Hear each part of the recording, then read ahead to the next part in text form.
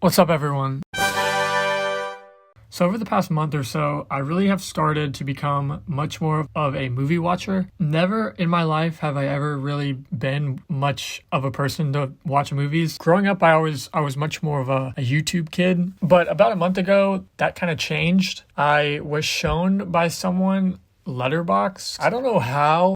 I've never seen this ad before. Maybe that's just how far out of the movie world I was. But someone showed me this app and I was like, whoa, this app is kind of incredible. The way I see it now is like if Spotify didn't have the capability to make playlists. So you could listen to music, but you couldn't organize it or put it anywhere. That's kind of how I see watching movies without Letterboxd now. Letterboxd just makes it so easy to organize what movies I want to watch, movies I've seen, what movies I like, what movies I don't like, upcoming movies. I can, see what if you have Letterboxd, you know what's up. But I obviously didn't know what's up, but now I do know what's up. And I have watched movies at an exponential rate over the past month. And in April, I actually watched 10 movies, and I'm going to rank them 10 through 1. Disclaimer, none of these movies actually came out last month. These are just the 10 movies that I did see. I just have so many movies to watch, and so I'm starting here. Eventually, right, I want to be more on top of movie releases. Like music, I'm such a big music person, and I follow music super closely and am always listening to new music and having music on. And I feel like with Letterboxd, and if I can just have conversation with movie people, I'm going to become a huge movie person down the road. I know that's what the trajectory is, because this is exactly how I felt when I first started getting into music back in the start of high school. So that's that. And before we get started, let me know any movies you think I should watch. Let me know in the comments and follow me on Letterboxd. I'd love to see what movies y'all are watching and find some cool new movies to watch. And let's get this started. This is a top 10 ranking of the 10 movies that I watched April 2023. So starting off at number 10 is Minions: The Rise of Gru. Listen, it does not help that I watched this movie the day after I saw another animated movie that's on this list, but it also just isn't comparable to the rest of the movies on this list, and it's really not deserving of the criticism that I have for it. Some of the storylines don't make any sense. Execution in the latter half of the movie just kind of falls apart for me. And also seeing the animation of this movie compared to the animation of other animated movies that are coming out, this style of animation was bound to get boring. I'm sure if I was 12 years old, this would have been my favorite movie, especially if I was involved with all the hype surrounding the movie. If I got all my boys together and we all dressed up as Minions and our mom drove us in the minivan to the movie theater and we watched the movie, I'm sure this would be my favorite movie of all time. It's a Minions movie though, so it's fun. It was enjoyable. It made me smile, but it is still last on my list. That doesn't mean it was a bad movie. I rated it 3 out of 5 stars on Letterboxd, which I guess isn't fantastic, but it still is a positive score. Okay, so moving on, number 9. Number 9, I have Everything, Everywhere, All at Once.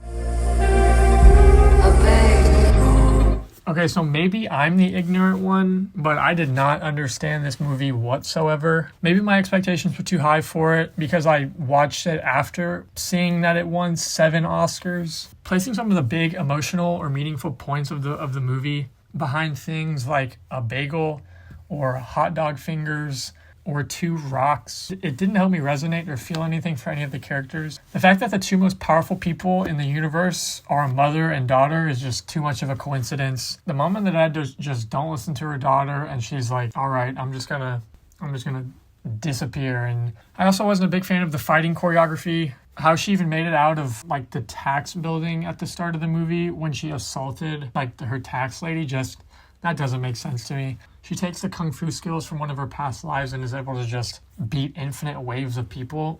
This movie was just too weird for me to have any sentiment towards it. I don't know if all of these goofy, weird things were supposed to be funny. They just were confusing and sometimes even gross. Maybe I need to watch it again. Maybe I'm being too harsh on it. Maybe I'm just stupid and don't see the bigger meaning of it. It was hard to watch too. It picked up in the last 20 minutes, but at that point I was like, what's even happening with this movie? Yeah, it was tough. It was a little tough. Okay, number 8, I have Dope. Here we go, yo.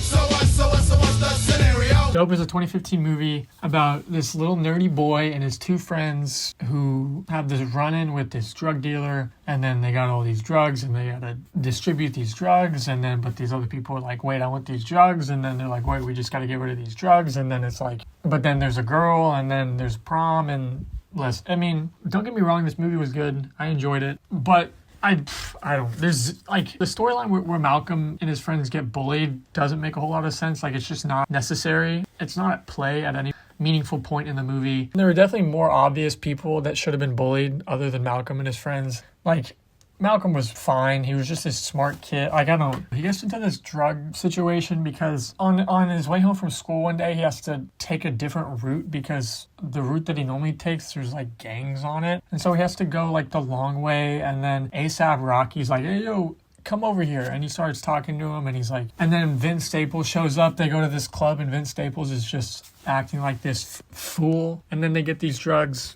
This movie was classified as a comedy/drama, but it only did both of those things moderately well. It wasn't incredibly funny. Some of the humor was weird and felt forced. The drama was also fine. I didn't really feel seriously invested in or worried for Malcolm at any point during the movie. Like, he was just kind of doing his thing, and I was like, okay. It was fine. It's fine. It's fine. That's all I gotta say. It's fine. Okay, moving on. Number 7, I have notes on my phone, by the way. That's why I keep looking down. Number 7, I have Minari. Having Minari at number 7 kind of felt wrong, but it kind of is what it is. I think it could be potentially bumped up one slot, but right now this is what it is. I might have ruined this movie for myself because right before I watched the movie, I had heard about this movie back in 2020 when it came out. I think it came out in 2020. And I was like, oh, this looks like a good movie. And right before I watched it, I watched the trailer again. But in the trailer, the climax of the movie is shown. There's a clip of it. And so I was like, wait, what?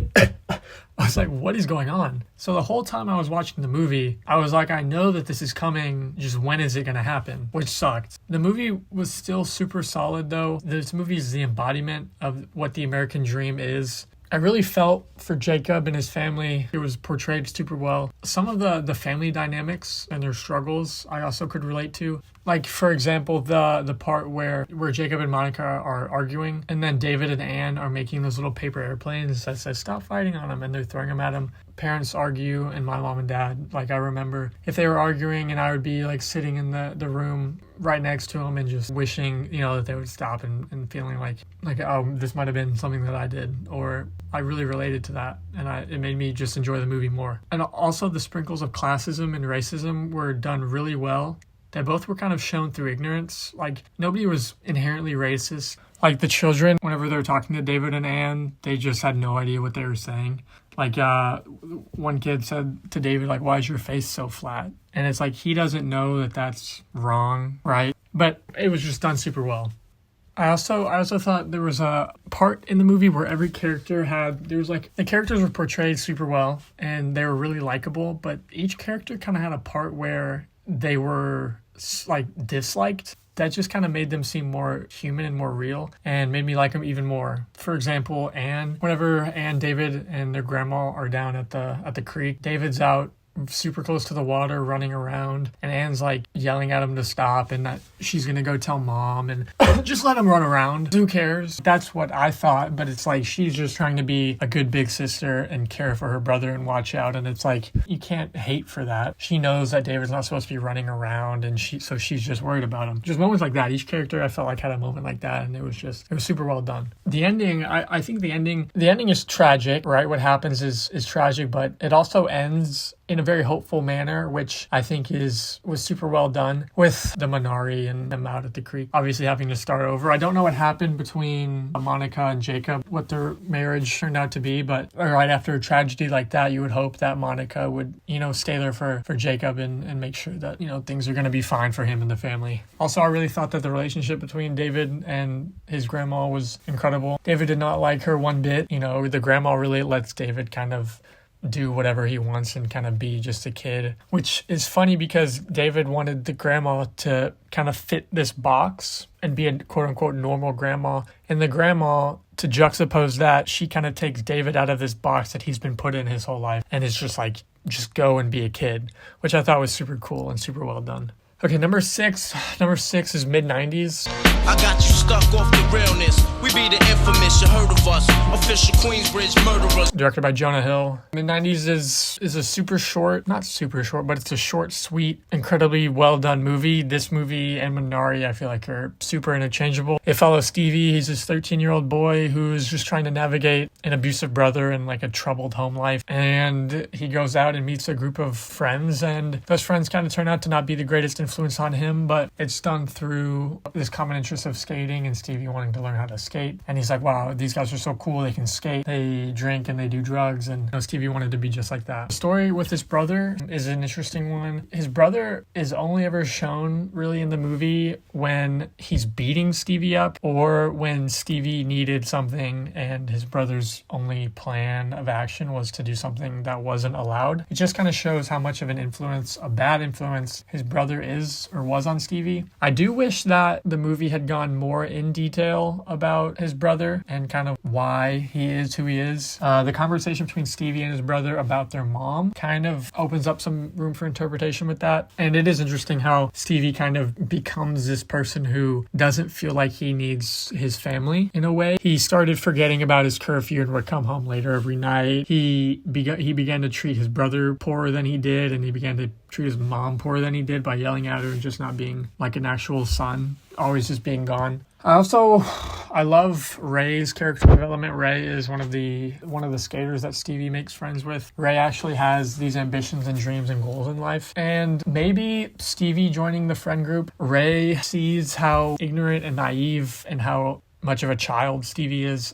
And then as maybe like the way I see it, as Stevie hangs out with them more and becomes more of a bad influence by hanging with them, maybe that kind of showed to Ray, like, hey, like we're turning this kid into someone that he shouldn't be. It's just Ray kind of became this father figure. I mean, less of a father figure and more it's just like a big brother, a brother that Stevie kind of needed, but it might have came too late. I love the point in the movie where Ray and Stevie, they're just boarding around all night and then they fall asleep on like that bench. I also really love how at the end of the movie, fourth grade is a character who wants to be a filmmaker. And so the whole movie, he's filming things that whatever they're doing. And then at the end of the movie, he's like, hey, check out this movie that I made. And it's just like a mixtape type 2-3 minute video of the whole movie. Like he's filming these things while they're making the movie. And then at the end, he's like, oh, look at this new movie I made. So that's super well done. I love that creative choice. Jonah Hill did a great job with this movie. I wish it was longer. It's a great movie. Yeah. Number 5 on my list. I've got The Mitchells versus the Machines. This movie came out in 2021. It was nominated for Best Animated Movie. It did not win. I don't know who won or who beat it. But this movie had me feeling so many different types of ways. It kind of caught me off guard, to be honest. I knew it was supposed to be a good movie, but when I started watching it, 20 minutes in, I was like, what are we talking about? Is this going to be another Everything Everywhere All at Once? It didn't. It did. That's not what happened. Okay, but let me explain. So comparing this movie to the Minions movie, they're both PG animated films. Okay, so both the storylines are going to be goofy and weird. In this movie, the bad guy is a self-aware Siri type assistant that gets replaced by a more intelligent robot assistant. And so this AI is like, okay, I don't need humans anyway. It's like what? So the storyline is just as weird as the Minions movie, but it is executed so incredibly well. Katie is the daughter, and she is going to film school in Los Angeles, and her dad, Rick, is just anti-internet, doesn't know a thing about whatever Katie's doing, doesn't care, and he's like some outdoorsy survival, build this house, trap this animal type of thing. And so they're just two opposite personalities. Linda is the mom and Aaron is the son. I love how they, throughout the movie, kind of team up against Katie and Rick, and they're like, you guys gotta like each other. Like, you guys gotta hang out. And so they're kind of forcing them to do things together. They're against them, but then them, being Rick and Katie, are also against each other. They also, Linda and Aaron aren't completely side characters either. Like, they both have their own little mini issue that they're dealing with, but as a family, right, that they have to come together and they have to come together as a family and prevail against these robots trying to take over the world. But then they also have to deal with the internal struggle of being this incoherent, incompetent, weird, uncoordinated family. And all of these dynamics and different storylines running parallel with each other are just super well done. I also really like the last 45 minutes of the movie. Every 5 minutes, something new was happening, and I was just like, how is this going to be resolved? Like, it just kept me guessing. It kept me on my toes. I just had no idea how the movie was going to end. I really enjoyed how the movie ended. I did cry during the movie. I think it might be the only movie on this list that I cried in. I don't know what that says about me or these movies. I also cried during Wreck-It Ralph, the part where Ralph is, if you haven't seen this movie, well then you deserve it for it to be spoiled. But when Ralph is diving down into the Mentos mountain and he's reciting the bad guy motto, I cried. I cried during that part, and I cried during this movie.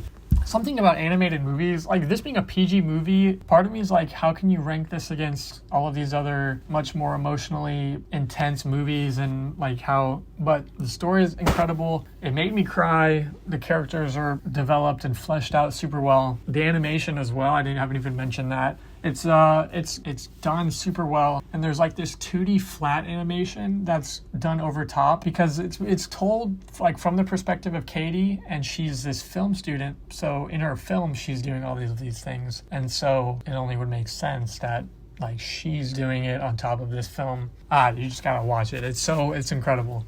Okay, number four is Knives Out.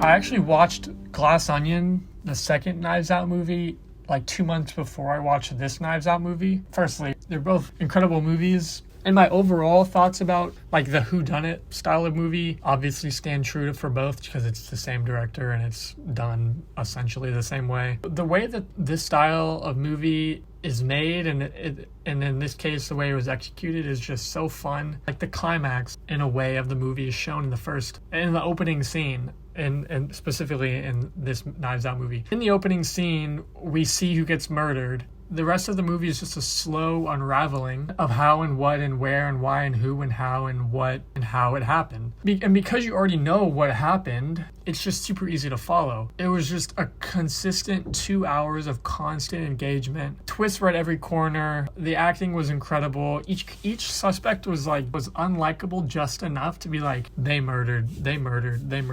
I think it is a little corny how Marta throws up whenever she lies. That's just pretty convenient, isn't it? Our boy Benoit Blanc, he strikes again. He's just unbeatable. He is just unbeatable.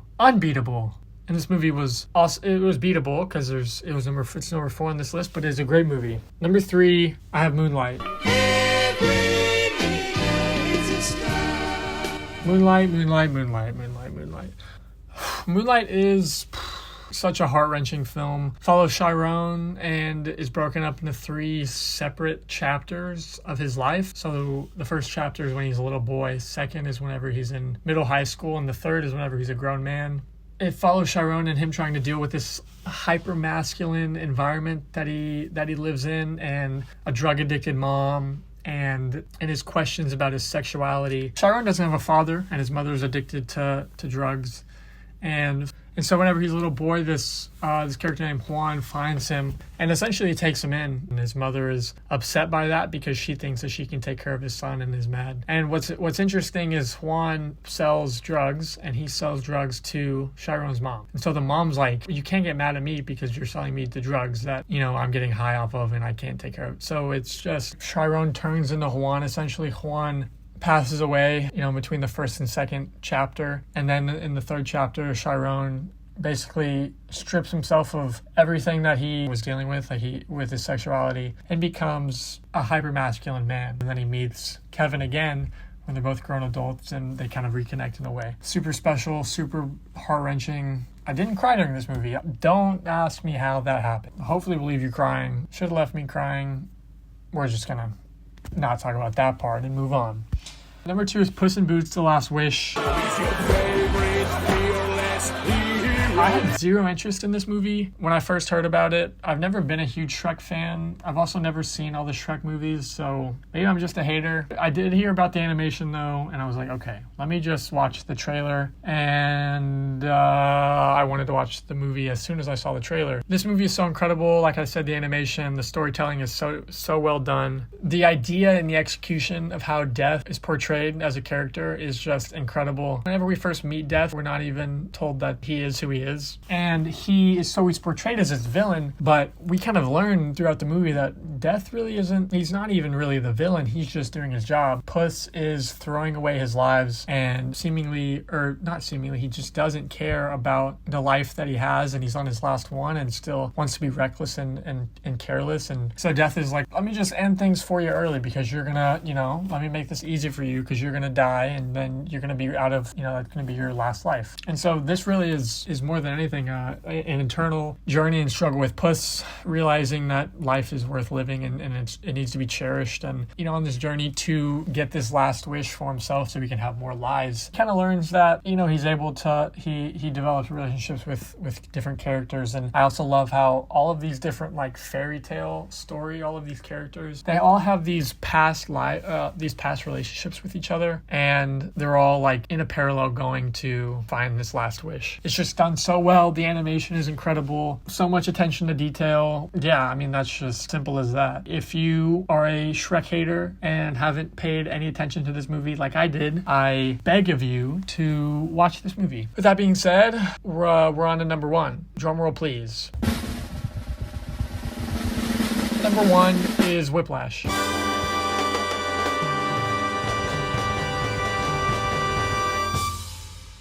Did you see what I did there? I said Whiplash. I said drum roll, please, and I said Whiplash. That's funny. That's Jesus.